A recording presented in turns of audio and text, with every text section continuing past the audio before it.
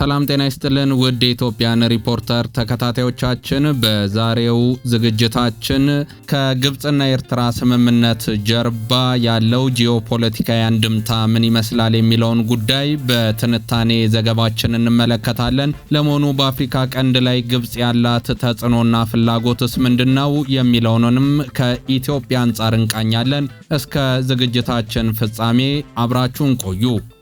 ባለፈው ሳምንት በተመሳሳይ ጊዜ ሁለቱ ቁንጮ የግብጽ ባለስልጣናት በሁለት የምስራቅ አፍሪካ ሀገራት ጉብኝት አድርገዋል። የግብጹ ፕሬዝዳንት አብዱል ፈታህ አልሲሲ ወደ ኡጋንዳ መሩ በተባለ ማግስት የውጭ ጉዳይ ሚኒስትሩ በድር አብደላቲ ደግሞ የኢትዮጵያ ጎረቤትና ባላንጣ ወደሆነችው ኤርትራ የልኡካን ቡድንን አስከትለው ተጓዙ። ፕሬዝዳንት አልሲሲ በኡጋንዳ ከፕሬዝዳንት ዩዌሪ ሙሴቬኒ ጋር በአባይ ተፋሰስ ጉዳይ ሲመክሩ ቆይተው ነው የተመለሱት። የውጭ ጉዳያቸው አብደላቲ ደግሞ በአስመራ ከኤርትራ ባለስልጣናት ጋር ስለ ቀይ ባህር ጉዳይ መክረውና የባህር ትራንስፖርትን የተመለከተ ስምምነት ተፈራርመው መመለሳቸው ተነግሯል። ይህ በተመሳሳይ ወቅት ሲከናወን የታየ የግብጽ ቁንጮ ባለስልጣናት ዲፕሎማሲያዊ እንቅስቃሴ ደግሞ ከካይሮና ከተገናኘቻቸው ሀገሮች ባለፈ በቀጥታም ሆነ በተዘዋዋሪ ከኢትዮጵያ ጥቅሞች ጋር የተጋመደ ነጥብ እንዳለው በሰፊው እየተነገረ ነው። ግብጽ ታላቁ የኢትዮጵያ ህዳሴ ግድብ ተጠናቆም የአባይ አጀንዳ በዋዛ እንዳልተወችው የአልሲሲ የኡጋንዳ ጉዞ የሚጠቁም ሲሆን፣ በሌላ በኩል የኢትዮጵያ ዋና የብሔራዊ ጥቅም አጀንዳ እየሆነ የመጣውን የባህር በር ማግኘት ጥያቄን ለማደናቀፍ ግብጽ ትኩረት ሰጥታ እየሰራች መሆኑን የውጭ ጉዳዩ የአስመራ ጉዞ ጠቋሚ ነው እየተባለ ነው። አልሲሲ ግብጽ የአባይ ውሃ አጠቃቀም፣ የአካባቢ መራቆትና የአየር ንብረት ለውጥ በአፍሪካና በመካከለኛው ምስራቅ ያለው የሰላም እጦት ችግር እንደሚያሳስባት ለኡጋንዳቻቸው ሙሴቬኒ ተናግሯል ተብሏል። ሁለቱ መሪዎች በሊቢያ፣ በፊሊስጤም፣ በሱዳን፣ በደቡብ ሱዳን፣ በሶማሊያ፣ በምስራቃዊ ዲሞክራቲክ ኮንጎ ያሉ የጸጥታ ችግሮች በሰላማዊ መንገድ እንዲፈቱ የሚጠይቅ የጋራ መልእክት አስተላልፈዋል መባሉም ተሰምቷል። ፕሬዝዳንት አልሲሲ ግብጽ በየዓመቱ እያጋጠማት ስላለው የውሃ እጥረት፣ የአባይ ውሃን አጠቃቀምን በሚመለከት ለመነጋገር ያላትን ዝግጁነት እንዲሁም ስለ ውሃ ደህንነትና ዋስትና አጀንዳ ብዙ ጉዳይ አንስተው መመለሳቸውን የግብጽ መገናኛ ብዙሃን ከትበዋል። በተቃራኒው የኡጋንዳው ሙሴቬኒ ግብጽ በአሳ እርባታና በዘመናዊ ግብርና ልማት ሀገራቸውን እንድታግዝ መጠየቃቸው የተነገረ ሲሆን፣ የአባይ ተፋሰስ እየገጠመው ያለው ጫናም ሆነ የአካባቢ መራቆት ተጽዕኖ በዋናነት በአካባቢው ሀገሮች ባለው ከፍተኛ የህዝብ ቁጥር እድገት መጨመር ጋር የተያዘ መሆኑን ነግረዋቸዋል ነው የተባለው። አልሲሲ ጤናቸውን ላደጋ አጋልጠው ስለ አየር ንብረትና አካባቢ መራቆት ለመነጋገር የኢቦላ ወረርሽኝ በአሳሳቢ ደረጃ እየተዛመተ መሆኑ ወደሚነገርላት ኡጋንዳ በዚህ ወቅት ለምን መሄድ እንደፈለጉ ግን ከበስተጀርባ ሊኖረው የሚችለው ትክክለኛ መክንዮ ብዙዎች ሳያተኩሩበት አልፈዋል። ያም ሆኖ የፕሬዝዳንት አልሲሲ የኡጋንዳ ቆይታ ዋና የትኩረት ነጥብ ከዚህ የተለየ ዜና ባይወጣውም የውጭ ጉዳይ ሚኒስትሩ አብደላቲ በአስመራ ያደረጉት ቆይታ ግን ብዙ እየተባለለት ነው የሚገኘው። ግብጽ የውጭ ጉዳይ ሚኒስትሯን ወደ አስመራ በዚህ ወቅት ለምን መላክ አስፈለጋት ከሚለው ጉዳይ ጀምሮ በቆይታቸው የተነሱ ጉዳዮች፣ የተፈረሙ የስምምነት አጀንዳዎች እንዲሁም በመግለጫዎች የተላለፉ መልእክቶችን እያጋሩ ነው ያሉት።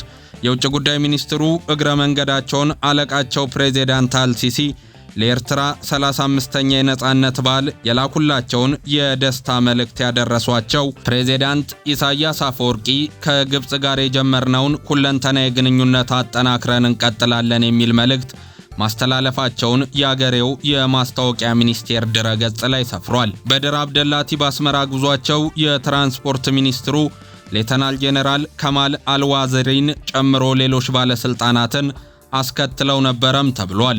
ከኤርትራ ባለስልጣናት ጋርም የባህር ትራንስፖርት ስምምነት የተፈረመ ሲሆን የግብጽና ኤርትራ ወደቦችን የማስተሳሰር የባህር ትራንስፖርት መስመር ለመገንባት ተስማምተዋልም ተብሏል። የውጭ ጉዳይ ሚኒስትሩ ለኤርትራ ቴሌቪዥን በሰጡት ቃለ ምልልስ አብረውን ከመጡ መካከል እንደ አረብ ኮንትራክተርስና ኤልስዌድ ኬብል የመሳሰሉ ግዙፍ የግብጽ ድርጅት መሪዎች ይገኛሉ። እነዚህ ኩባንያዎች በታንዛኒያ 42 ቢሊዮን ኪዩቢክ ሜትር ውሃ በማቆር ወደ 600 ሜጋዋት ኤሌክትሪክ የሚያመነጨውን የኔሬሬ የውሃ ኃይል ማመንጫ ግድብ የገነቡ ናቸው ሲሉ መናገራቸው የተሰማ ሲሆን ግብጽ ከኤርትራ ጋር በወደብ ልማትና በባህር ትራንስፖርት ዘርፍ ጠንካራ ትብብር መፍጠር እንደምትፈልግም ተናግሯል ተብሏል። አክለውም ግብጽም ሆነች ኤርትራ ቀውስ በበዛበት ቀጠና ነው የሚገኙት። በአፍሪካ ቀንድም ሆነ በመካከለኛው ምስራቅ የሚታየው እውነታ ይሄ ነው። እኛ ኤርትራን የምንመለከታት ግን ቀውስ በበዛበት በአፍሪካ ቀንድ ቀጠና የሰላምና መረጋጋት ደሴት እንደሆነች አድርገን ነው ብለው መናገራቸውም ተሰምቷል። አብደላቲ ሲቀጥሉም በአሁኑ ወቅት የቀይ ባህር ተዋሳኝ በሆኑት ሀገሮች ማለትም በሳውዲ አረቢያ፣ በኤርትራ፣ በግብጽ፣ በዮርዳኖስ፣ በየመንና በሶማሊያ መካከል ነገሮች ቀጥለዋል። የአረብና የአፍሪካ ሀገሮች የቀይ ባህር እንዲሁም የኤደን ባህረ ሰላጤ ተጋሪ ሀገሮች ምክር ቤት ለመፍጠርም ንግግሮችን ቀጥለዋል ያሉት የነዚህ ውይይቶች ዋና ትኩረትም ይህንን ምክር ቤት በቶሎ አነቃቅቶ ወደ ስራ ለማስገባት ነው። በቀይ ባህር የጋራ አስተዳደርና የጋራ ደህንነት የመፍጠር አጀንዳ ለወሬ የሚነገር ብቻ ሳይሆን በተጨባጭ እየተሰራበት ያለ ጉዳይ ነው። ዋና መቀመጫውን በሳውዲ አረቢያ አድርጎ የሚመሰረተው ምክር ቤቱ በቀይ ባህር ላይ ያሉ ወደቦችን የሚያስተሳስር ነው። የሎጂስቲክስ ዘርፍ ትብብሮችንም በባህሩ ተዋሳኝ ሀገሮች መካከል የሚያጠናክር ነው። የዚህ የባህር ክልል የደህንነት ጉዳይም ቢሆን የባህሩ ተጋሪ ሀገሮች የጋራ ኃላፊነት ሲሆን ከነሱ ውጪ ባህሩን የማይጎራበቱ ሀገሮችን ጨርሶ ያገባቸውም በማለትም ተናግረዋል። በድር አብደላቲ በንግግራቸው ሲቀጥሉም የቀይ ባህርና የኤደን ባህረ ሰላጤ ተጋሪ የአረብና የአፍሪካ ሀገሮች የሚል ምክር ቤት ለመመስረት በተግባር ጥረት መጀመሩን ግልጽ አድርገዋል። የዚህ ምክር ቤት ተሳታፊዎች ብለው ከጠቀሷቸው ሀገራት መካከልም እስራኤል፣ ኢትዮጵያ፣ ሶማሌላንድ ጨምሮ የተባበሩት አረብ ኤሚሬትስን የመሳሰሉ ሀገሮች አለመካተታቸው ብዙ የሚያስገርም አለመሆኑን አንዳንዶች ጠቁመዋል። ነገር ግን በሀገሮች ውስጥ እንደ ሱዳንና ጅቡቲ ያሉ ሀገሮች ስማቸው መዘለሉም ያልተጠበቀ እንደሆነ ነው የገለጹት። ከዚህ ቀደም የቀይ ባህር ምክር ቤት ሲባል የነበረው ስብስብ አሁን የኤደን ባህረ ሰላጤን የሚያካተተ እንዲሆን መታቀዱን የሚኒስትሩ ንግግር ግልጽ ከማድረግ ባለፈ የቀይ ባህር ጉዳይ ከኛ ውጪ ማንም አያገባውም የሚለውን መፈክር ምክር ቤቱ ያነገበ መሆኑንም ያስረዳል። ከዚህ ቀደም የቀይ ባህር ምክር ቤት ብለው ግብጽና ሳውዲ አረቢያ የጀመሩት ስብስብ ሲጠነሰስ ጀምሮ የአካባቢውን ሀገሮች ያለ ልዩነት ማቀፍ አስፈላጊ እንደሆነ ብዙዎች አሳስበዋል።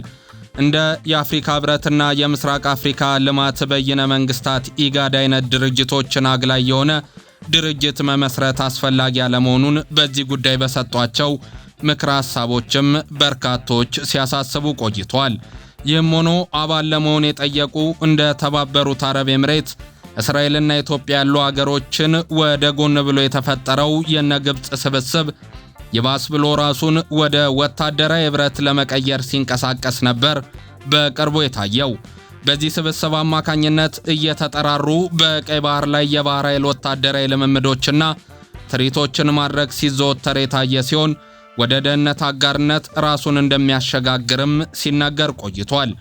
በቀጠናው ወሳኝ ባለድርሻ የሆኑና ከፍተኛ ሚና ያላቸው እንደ ኢትዮጵያ ያሉ ሀገሮችን ውትወታና ማሳሰቢያ ወደ ጎን ብሎ እርምጃውን የገፋበት የእነ ሳውዲ ግብጽ ስብስብ በድር አብደላቲ እንደተናገሩትም ራሱን እያጠናከረ የመሄድ ፍላጎት እንዳለውና ስለ ቀይ ባህርም በስብስቡ ካሉ ሀገሮች ውጪ ማንም እንደማይመለከተው አቋም መያዙን ነው የተመለከተው።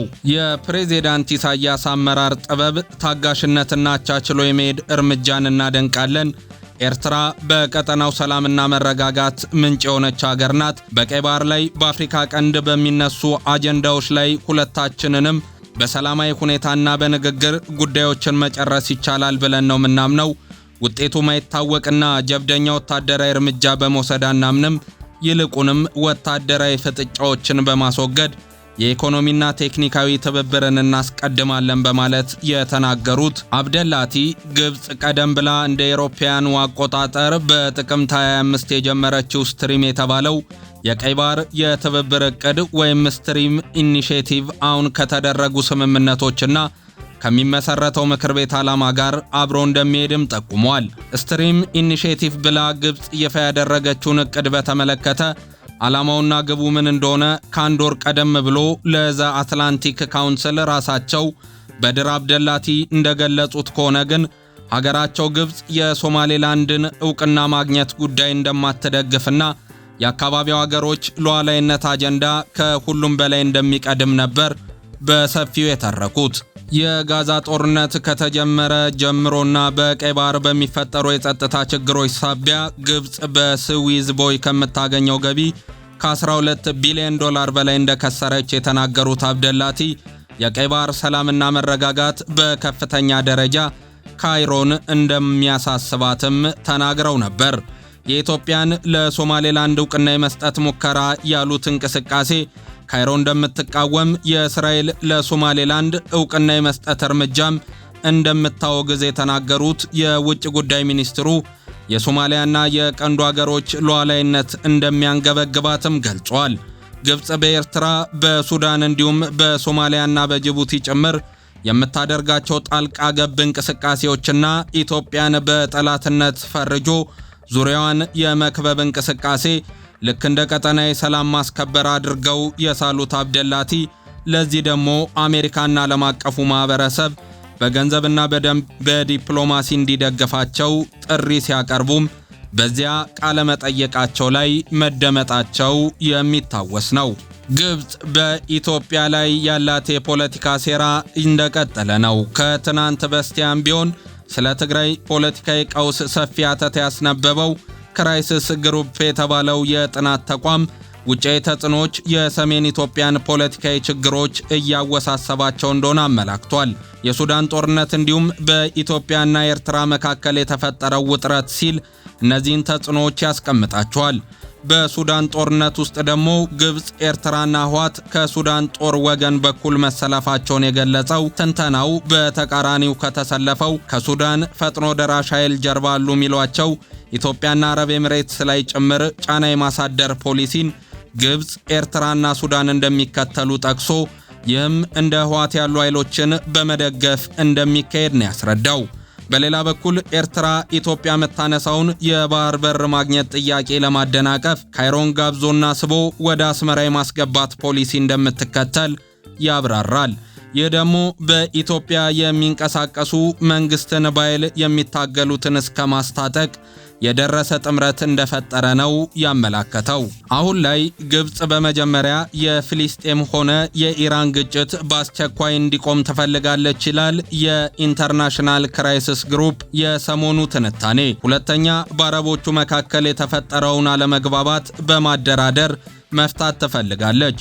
በሶስተኛ ደረጃ ደግሞ በአረቦቹ መካከል ጠንካራ አንድነት በመፍጠር ስጋት ፈጥሮብኛል የምትለውን የእስራኤልን መጠናከር ማስቆም ትፈልጋለች በማለትም ይህ የክራይሲስ ግሩፕ ትንታኔ ይገልጻል። ከባድ ውስጣዊ የኢኮኖሚ ጫና እንዲሁም የፖለቲካ ውጥረት እያየለባት የመካከለኛው ምስራቅ ቀውስ በዚህ እንዲቀጥል እንደማትፈልግም ጽሑፉ ያስረዳል። የኢትዮጵያን ታላቁን የህዳሴ ግድብ በአየር የመደብደብ እቅድ እንዳለው የግብጽ መንግስት ሆን ብሎ ያሰት ወሬ እንደሚነዛም የጠቆመው ጽሑፉ ይህ ደግሞ ውስጣዊ ችግሮችን ለማስተንፈስ የሚጠቀምበት አንዱ ስልት እንደሆነ ነው ያስረዳው።